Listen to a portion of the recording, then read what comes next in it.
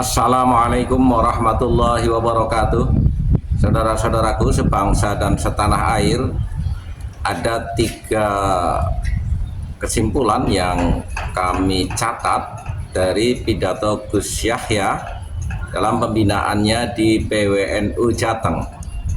Yang pertama, memberikan apresiasi yang sangat tinggi kepada Kiai Haji Halwani atas keberaniannya selama ini menentang terhadap Habib Lutfi bin Yahya yang merubah sejarah Jatman dan NU serta tatanan struktur Jatman, bahkan laku dan tradisi di Jatman dirubah sedemikian rupa sehingga seolah-olah yang memiliki kebenaran adalah Lutfi bin Yahya. Yang kedua, memberikan tugas khusus kepada Kiai Haji Halwani untuk membereskan semua itu, bahkan apapun resikonya harus dihadapi. Dan ini 3 potongan cuplikan pidato Gus Yahya kami tampilkan secara terpisah dalam rangkaian video ini, dan silahkan simak sampai selesai.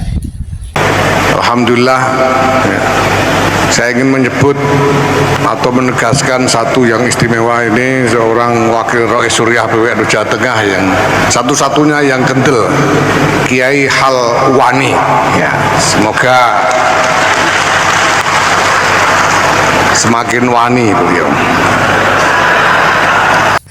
Untuk cuplikan yang kedua nanti, bagaimana kegalauan Gus Yahya selaku ketum PBNU, masih ada komponen Banom, kami interpretasikan sebagai Jatman yang belum mutamasik, belum koheren dengan gerakan PBNU dan Jamiah Nahdlatul Ulama secara keseluruhan, bahkan terkesan membuat sebuah dinasti tersendiri untuk memperkuat posisi Lutfi bin Yahya dengan klan Ba'alawinya, menghegemoni NU dan menghegemoni perpolitikan di Indonesia.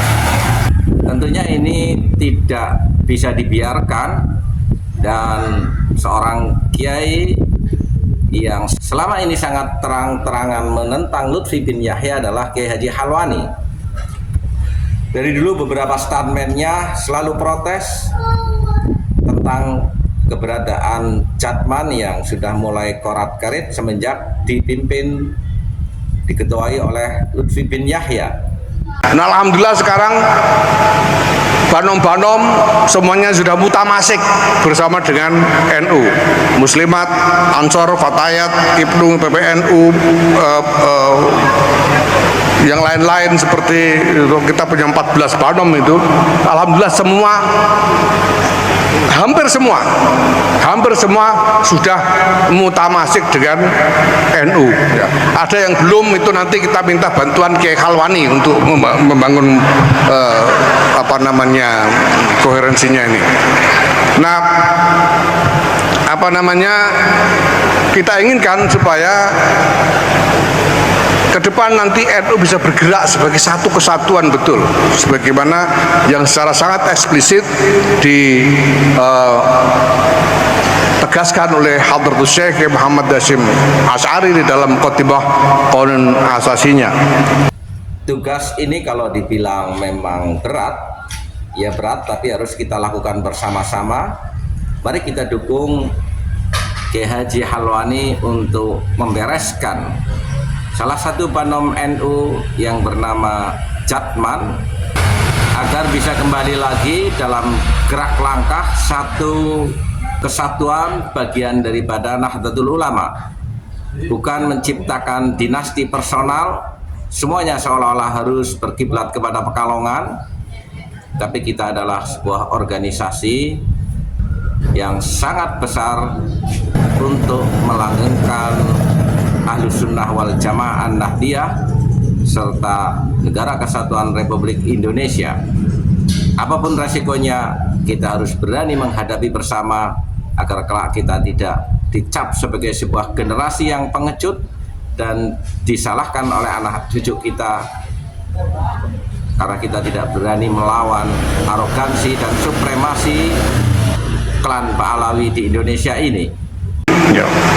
Ada yang terang-terangan kepingin nyaplok NU atau kemarin sudah nyaplok mau kita hingga tidak mau gitu misalnya, itu ada yang begitu itu ya, ada yang membangun macam-macam instrumen dan lain sebagainya ya.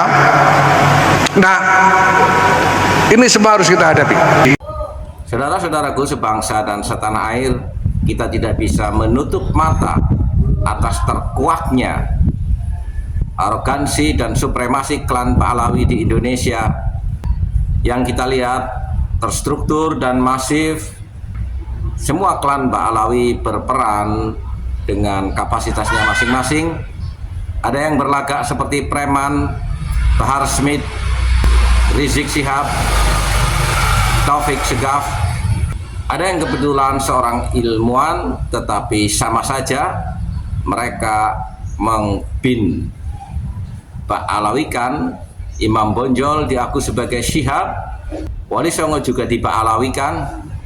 Ada yang berperan seolah-olah seorang sufi, seolah-olah seorang ulama tapi nggak bisa baca kitab, bergelar al-alim al-alamah, tapi kita tidak pernah melihat di dalam ceramah bereferensi dan membaca kitab secara langsung yang itu menjadi ciri khas seorang ulama. Bersiaplah. Walafu minkum. Wassalamualaikum warahmatullahi wabarakatuh.